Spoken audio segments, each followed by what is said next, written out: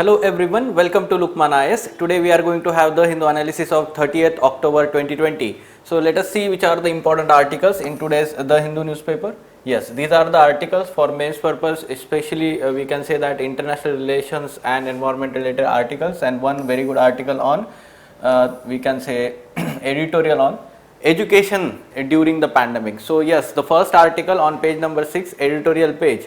So yesterday itself we have seen the ASER survey or 2020 survey, its findings were released recently, and now the article is discussing those findings and need to have certain unique, or we can say that innovative ideas to let's say have education reaching to the we can say, or education which overcomes the digital divide that was highlighted by this report. Okay, so yes, let us see what is given in this article, the analysis.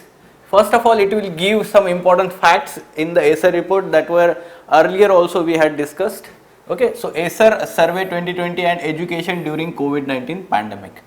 Okay, so yes, in the year of severe disruption for schools caused by COVID-19 pandemic, students in rural areas have received only marginal assistance in the form of structured learning materials from teachers and have had to rely more on parents and siblings to study at home.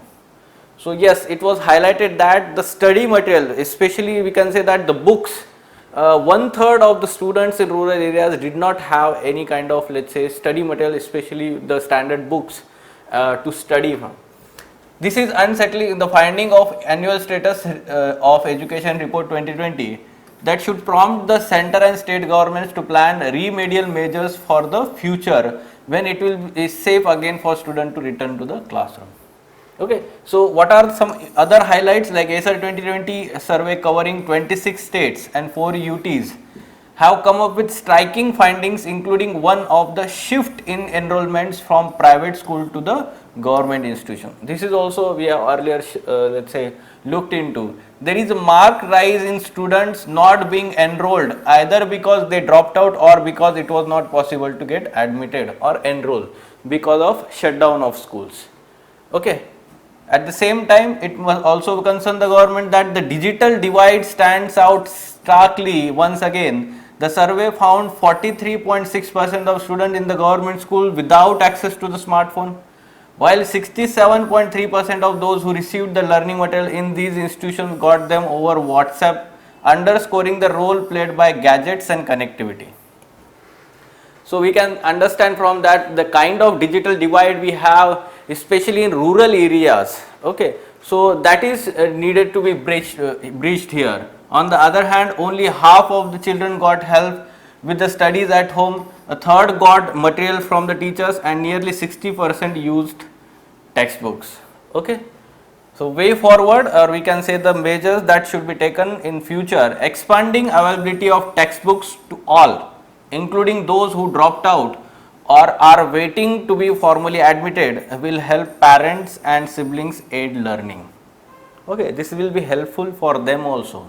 Bridging the digital divide on educational aid, now including smartphones, will enable transmission of learning materials and personal tutorial sessions. The students could use the safety of the open countryside to learn under guidance from the teachers a host of topics by doing things themselves. So we can say that the practical learning can be done in open spaces wherein social distancing norms can be easily followed and the spread or communication of pandemic is very less. And we can say that especially this can be feasible for lower classes. Practical learning, on field learning, we can say that educational video which has helped thousands can advance learning even beyond the pandemic using talented teacher communicators. Okay, the states like Tamil Nadu and Kerala have already hosted curriculum based video lessons on the internet after beaming them on television. Okay, so the use of television, or we can say the tele education जो concept, telemedicine की तरह ही tele education जो concept था, so that is being used in Tamil Nadu and Kerala states, and also the videos are uploaded on internet. Conclusion: it will take out of the box thinking during the pandemic to come up with interventions that are substitute to traditional methods and prevent 2020 becoming a zero year as parents everywhere remain wary of sending children to school. So to prevent such kind of zero year for students, or let's say large scale population in India, so there is need of out of the box thinking and interventions. Okay. So yes, such kind of question we can expect here. With reference to the findings of ASER 2020 survey, examine the impact of COVID-19 on the school education in India. So GS2 जो HRD section है, human resource development. So in that this kind of question can be asked, and essay topic also education during COVID-19 pandemic. Okay, so whenever you are now preparing for COVID-19 pandemic for essay topic, try to link COVID-19 with various sectors. For example, COVID-19 health sector, COVID-19 education sector, COVID-19 employment and job, COVID-19 business sector, COVID-19 economy में, right? COVID-19 and we can say agriculture sector. So migration, all these things are related to now we can say the COVID-19 and pandemic. So yes, try to bring some important facts and arguments in your notes. Likewise section wise बना के रखो ये सारे points, ठीक है? So for education purpose you can take input for this article, education during pandemic. Next article, very good article, India-US defense partnership is deepening. So recently the India-US 2+2 ministerial level talks and conclusion or signing of BECA agreement, the last of the 4 foundational agreements between India and US. So the article is discussing the evolution of defense ties between India and US and the present significance of those ties. Okay. So yes, this is very important because direct question on the defense ties between India and US and its significance in the geopolitics of Indian Ocean and South Asia. Such kind of question can be asked in your IR section of GS2. Okay. So let us see what is given in the article in detail. Yes. Okay. So evolution of defense ties. In 1991, Kicklighter proposals suggested establishing contacts between 3 services to promote exchanges and explore areas of cooperation.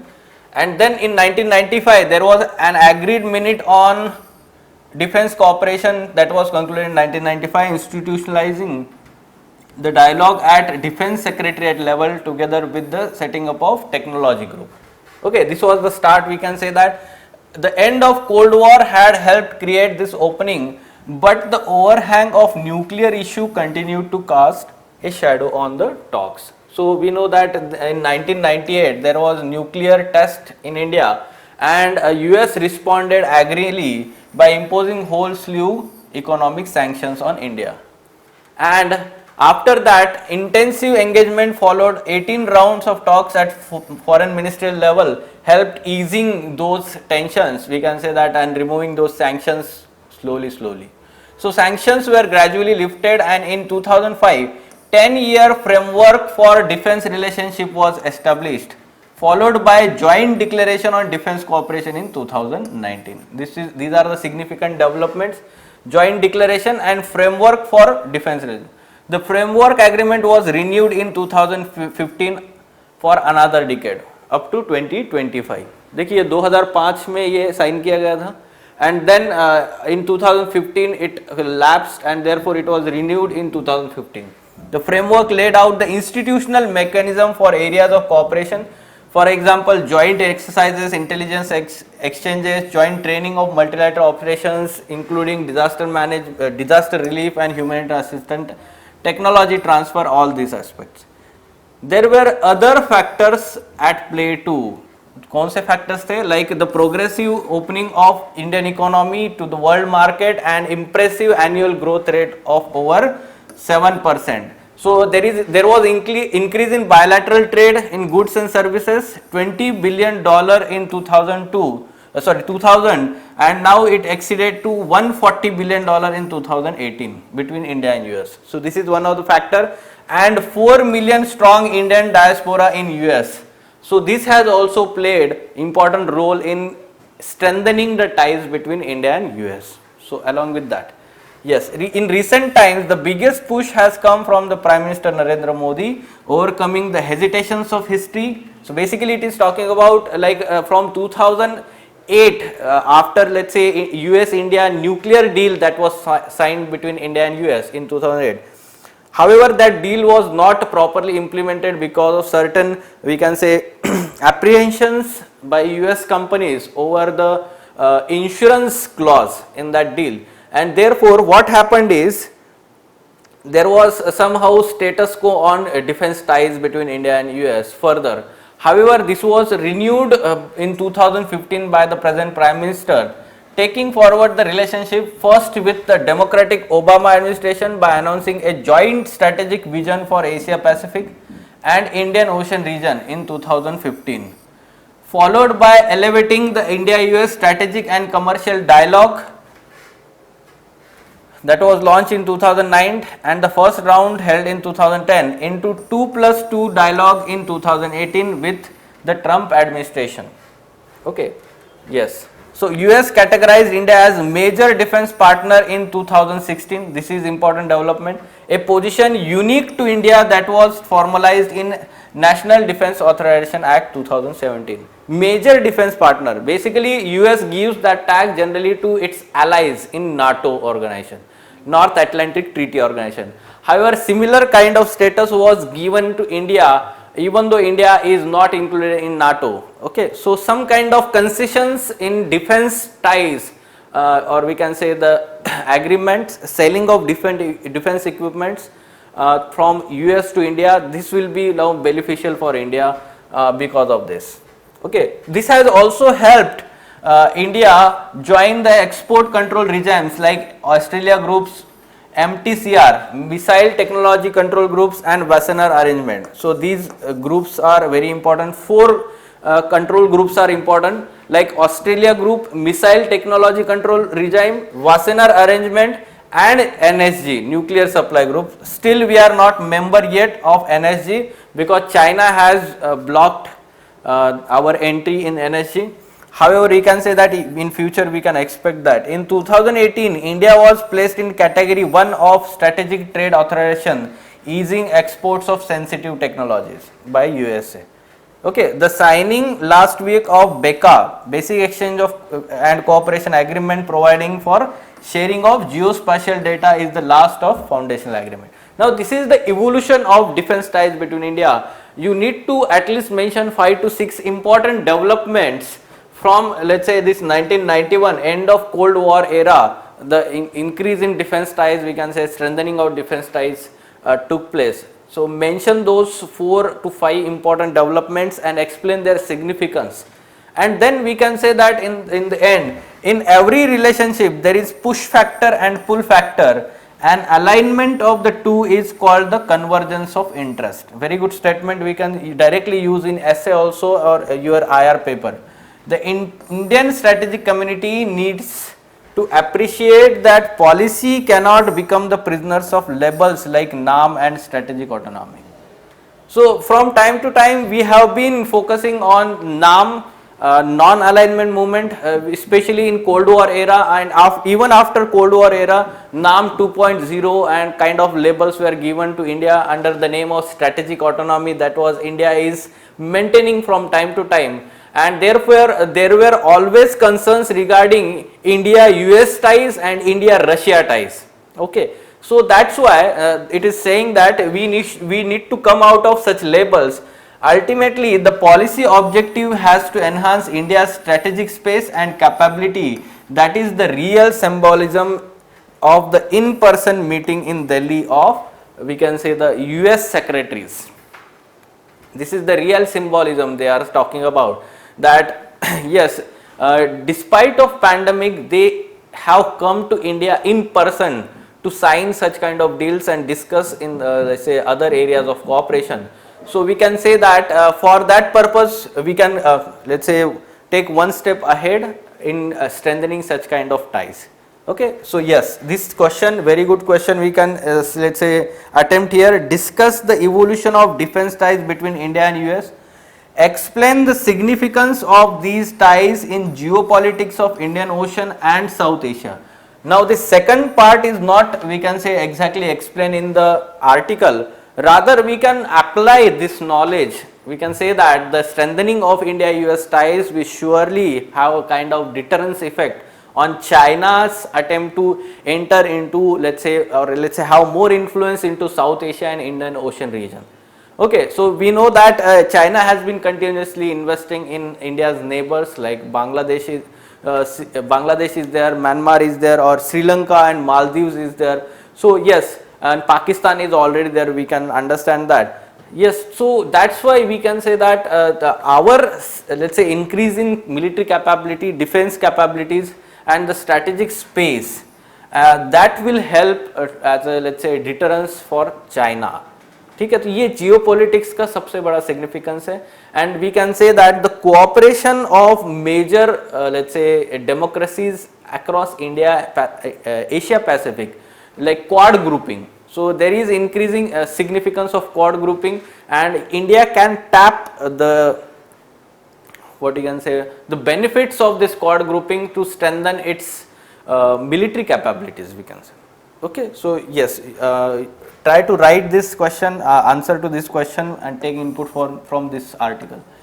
Yes, less pollution, more soil fertility. The article has very good, what you can say, the content that is relevant to stubble burning at one place only.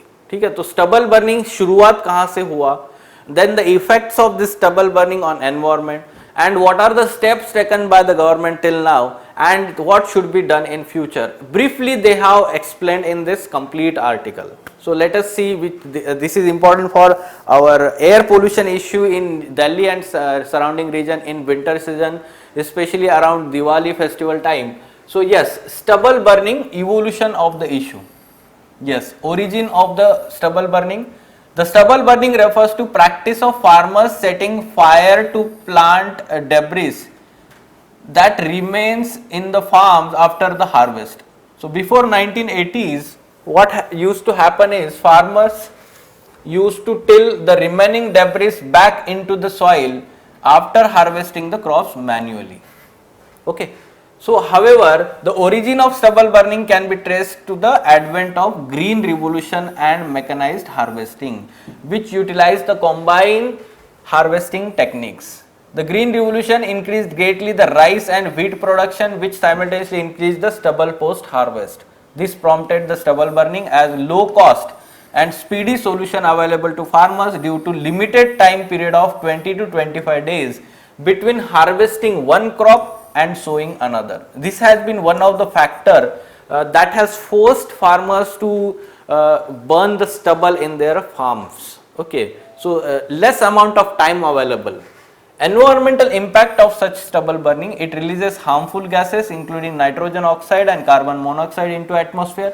In recent years, this practice has created vast smoke blankets across the Indo-Gangetic plains and numerous neighboring states including Delhi. Okay, so this exposes millions of people to air pollution as per TERI, the Energy and Resource Institute report 2019. The air pollution in New Delhi and other parts of North India was 20 times higher than the safe threshold level as prescribed by WHO. So mention this fact to support your argument of air pollution in Delhi. Okay, stubble burning also has deleterious impact on soil fertility, destroys organic fertilizers and reduces groundwater levels. So this is also important with respect to health of soil, for further productivity of soil in that region. Okay, so yes, stubble burning during pandemic could worsen the situation by making lungs weaker and people more susceptible to disease. Okay, so what are the measures taken? In 2013, stubble burning was banned by the Punjab government in Punjab. In 2015, NGT, National Green Tribunal, imposed ban on stubble burning in Rajasthan, UP, Haryana and Punjab, and directed government to assist farmers by obtaining equipment like happy seeders and rotavator. Okay, so yes, recently in Aditya Dubey versus Union of India case, Supreme Court appointed a retired Apex Court Judge Justice Madan B. Lokur as one-man committee to monitor and provide steps to prevent stubble burning activities. However, now the union government has come up with the ordinance to set up permanent commission for quality management, air quality management, which will replace this Madan Lokur commission or committee. So next news is about that only, today's front page news, that the union government has come up with the ordinance which will establish a new permanent commission to check air pollution and the stubble burning in Delhi and surrounding states especially. Okay, so yes, way forward, the action plan of Punjab and Haryana appears to focus more on setting up custom hiring centers which will facilitate farmers removing stubble by providing them with machinery such as happy seeders, rotavator, paddy straw choppers etc. on rent, along with supply of more balers. Okay, so basically it is focusing on giving these machineries to remove the stubble from the farm on rent to the farmers and not selling that. Okay, so this is, we can say that, a very good initiative. However, it needs to be strengthened more. This year the union government is testing an innovative method, the Pusa decomposer. This has been in news from time to time now, and this is a very good development, developed by Indian Agriculture Research Institute, Pusa. Pusa decomposer is set of 4 tablets made of extracting fungi strains that help paddy straw to decompose at much faster rate than usual. Okay, so this will be helpful to improve the soil fertility as well as the reducing the stubble burning problem. Potential to both reduce air pollution and increase soil fertility. Fine, so yes, एक ही page में आपको सारा important issues मिल रहा है, right? So we can let's say trace the background, or we can say the reason behind the stubble burning, that can be traced to green revolution and mechanized harvesting. Then impact of that stubble burning and the government measures and way forward. Fine. So yes, take input from this article for your environment section, GS3 and essay also. Center sets up commission to tackle NCR pollution. This is what that article was talking about, the permanent commission by the central government. Dissolving 22-year-old Environment Pollution Prevention and Control Authority that has so far addressed the air pollution in Delhi, the center has constituted the permanent body Commission for Air Quality Management in NCR and adjoining areas. This is the name of that commission. Okay, so this EPCA, Environment Pollution Authority or EPA, this was replaced now by the new commission, encompassing Delhi, Punjab, Rajasthan, Haryana and Uttar Pradesh. All powered body assumes several powers to coordinate the action among the states. Levy of fines ranging 1 crore up to 1 crore rupees or 5 years in prison to address the air pollution. So stringent measures will be applied by the commission. However, the commission awaits a formal perusal by the Supreme Court before it can be brought into effect, because the Supreme Court is continuously monitoring this air pollution and stubble burning issue from time to time, and this Madan B. Lokur commission or committee was established by Supreme Court. So to replace that by this permanent commission, somehow the Supreme Court will look into this matter and then will give permission. The panel will have at least 6 permanent members and will be headed by former or incumbent secretary to the central government or chief secretary to the state government. Okay, it will have members from ministries as well as the representative of states. Now we know that CPCB, Central Pollution Control Board, and state branches have powers to implement the Environment Pollution Act as well as Air Pollution Act, like that Water Pollution Act also. In case of dispute or clash of jurisdiction with this CPCB and this commission, the commission's writ will prevail specific to the matters concerning air pollution. This is important aspect that we can say that, because we can understand the CPCB has not been effective to implement let's say measures to curb the air pollution in last 5 years, and that's why this provision, we can say, that was added. However, there is criticism by certain environmentalists, we can say that, or policy NGOs, The fact that it was created practically overnight and with no discussion and input does not inspire confidence that it will open the doors to more fruitful conversation and action across all interests. So yes, this was let's say said by Navroz Dubash of Center for Policy Research, criticism of this establishing permanent commission. But yes, and now we will see in future the details of commission in coming up lectures or follow up we will have on this. However, we have to understand that this will help to coordinate among the states. ये जो 5 states है ना, इनमें coordination ठीक से नहीं था. Now the central permanent body will have some kind of coordination regulation for this control of air pollution. Fine. So this is important development in environment. Important captions and quotations. In every relationship there is push factor and pull factor, and alignment of the two is called convergence of interest. So basically it is talking with context of international relations. Okay. So we can directly use this statement anywhere in essay also and GS2 paper IR. Fine. Okay. So these were important articles in today's The Hindu newspaper. For further information on ED classes or editorial discussion classes, wherein in-depth analysis of all these mains related articles is done by Ansari Sir and team, you can contact LUKMAAN IAS. Thank you.